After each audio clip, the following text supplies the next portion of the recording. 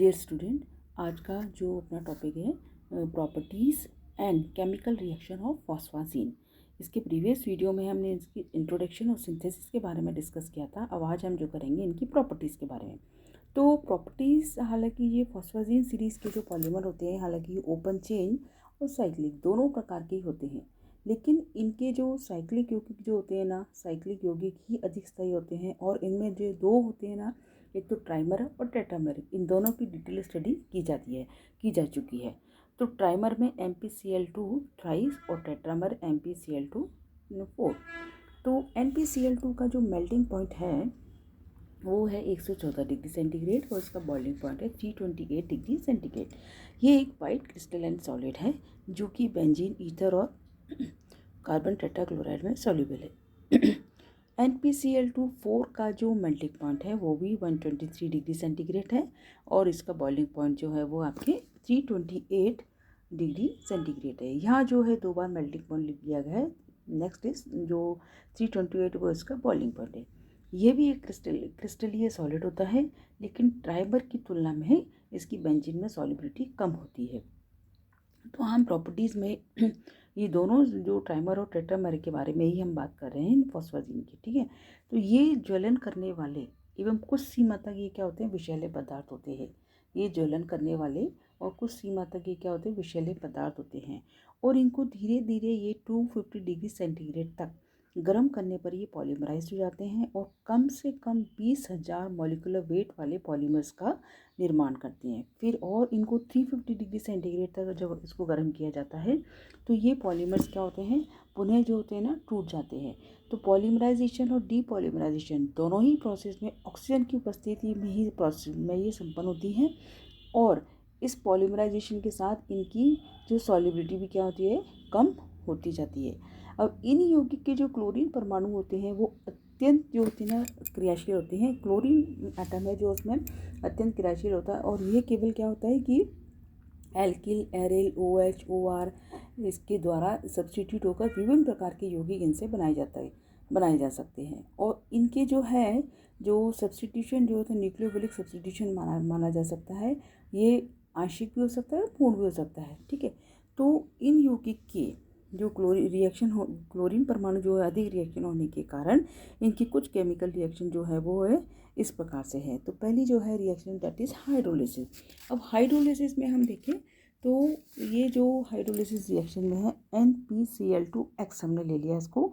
ये पर्याप्त जो होते हैं ना, क्रियाशील यौगिक होते हैं और जलावरण द्वारा एक या अधिक या सारे क्लोरीन परमाणु हाइड्रोक्सिल समूह द्वारा क्या होते हैं, सब्सटीट्यूट हो जाते हैं। तो साइक्लिक जो ट्राइमर है, साइक्लिक ट्राइमर का हाइड्रोलिसिस जो होता है वो साइक्लिक ट्राइमर का जो हाइड्रोलिसिस होता है वो मंद गति से संपन्न होता है। लेकिन जब हम जलीय ईथर का उपयोग करते हैं, ठीक है, तो वह पूर्ण हो जाता है, ठीक है।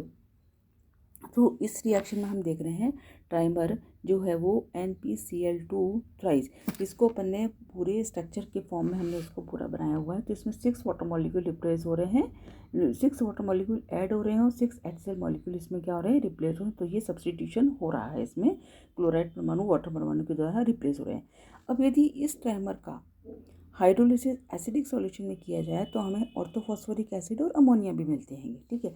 अब इसी प्रकार से जो वो टेट्रामर है, टेट्रामर का भी क्या होता है कि जो टेट्रामर जो होता है, जब हम इसकी बॉइल्ड वाटर के साथ रिएक्शन इसकी बहुत फास्ट होती है और बना हुआ प्रोडक्ट भी क्या होता है, स्टेबल होता है। तो टेट्रामर को जो हम देखें, इसमें टेट्रामर की जो स्ट्रक्चर है वो अपन देख रहे हैं। इसमें NpCl2 टेट्रामर अपन ने इसका बना दिया और इसमें भी जो है 8 वाटर मॉलिक्यूल क्या हो रहे हैं, ऐड हो रहे हैं और HCl मॉलिक्यूल निकल रहा है और एक हमें स्टेबल प्रोडक्ट मिल रहा है।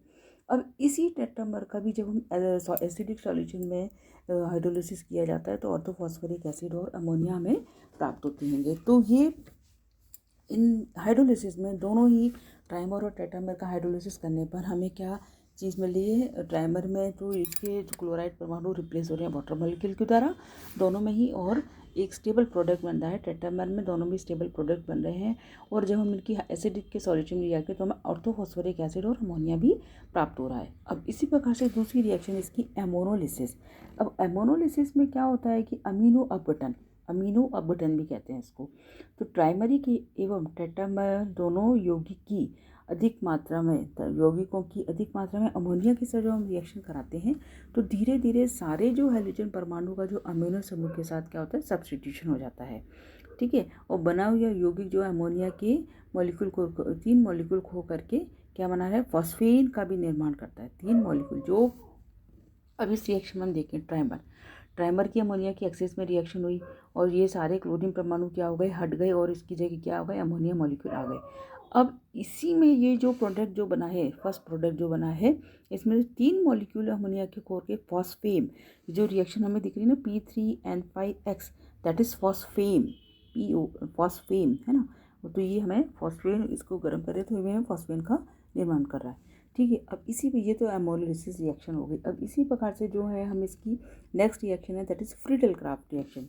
इसमें भी क्या होता है कि ट्राइमर बेंजीन के साथ जो है एल्युमिनियम क्लोराइड की प्रेजेंस में डाईफिनाइल डेरिवेटिव बनाता है, डाईफिनाइल डेरिवेटिव। अब इसमें जो ट्राइमर की अपन जो ट्राइमर ले लिया अपन ने साइक्लिक फॉर्म में, हमने इसको रिएक्शन में बता रहे हैं बेंजीन के साथ रिएक्शन और एल्युमिनियम क्लोराइड की प्रेजेंस में, तो ये क्या बना रहा है, डाईफिनाइल डेरिवेटिव बना रहा है। 2 फिनाइल जो मॉलिक्यूल जुड़ रहे हैं और रिप्लेस हो रहे हैं 2 क्लोराइड मॉलिक्यूल द्वारा, 2 HCl निकलना है, तो ये फ्रीडल क्राफ्ट रिएक्शन हो गई।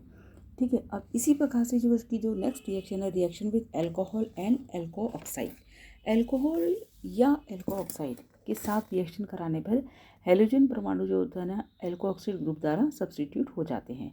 तो एल्कोहल तो होगा C2H5OH और एल्को ऑक्साइड C2H5ONa। ठीक है, तो अब इसमें क्या हो रहा है कि वही ट्राइमर हम ले रहे हैं और एल्कोहल और जो एल्को ऑक्साइड की प्रेजेंट में, तो ये क्या बना रहा है, या तो एल्कोहलिक ग्रुप रिप्लेस हो जाएगा या जो है आपका एल्को ऑक्साइड ग्रुप आ जाएगा। ठीक है, तो इसकी रिएक्शन भी इस प्रकार से हमने बताई। अब इसकी जो नेक्स्ट रिएक्शन है, दैट इज बेसिक प्रॉपर्टी। इन यौगिक की क्या होता है कि यौगिक में लोन पेयर ऑफ इलेक्ट्रॉन युक्त नाइट्रोजन परमाणु होता है जो किसी भी लुईस एसिड को इलेक्ट्रॉन पेयर इजीली दे सकता है।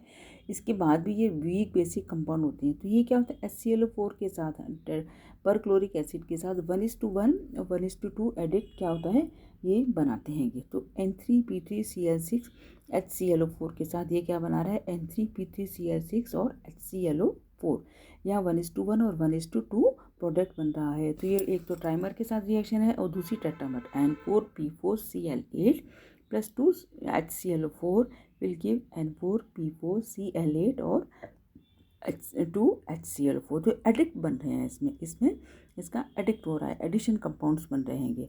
अब नेक्स्ट रिएक्शन है वो है न्यूक्लियोफिलिक सब्स्टिट्यूशन रिएक्शन।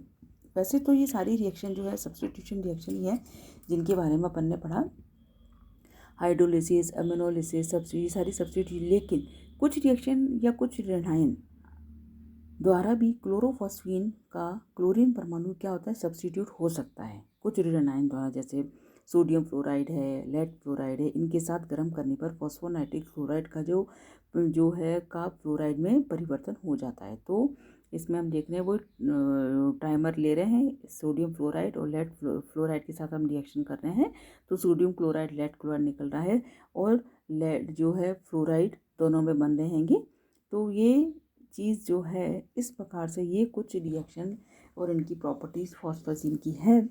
हमने फॉस्फोजिन की प्रॉपर्टीज़ ट्राइमर और टेट्रामर के बारे में ही अपन इसमें डिस्कस कर रहे हैं, क्योंकि ये 2 ही कंपाउंड जो है वो स्टेबल हैं इन पॉलीमर्स में। और भी कई सारे जो एग्जांपल हैं जो हम इसको बाद में डिस्कस करेंगे। तो इसमें जो हमने रिएक्शन में अपन ने कौन कौन सी ली, एक तो हाइड्रोलिसिस ले ली, फिर अमोनोलिसिस ले ली, फ्रीडल क्राफ्ट रिएक्शन ले ली, और एल्कोहल और एल्को ऑक्साइड का substitution, basic property, nucleophilic substitution reaction.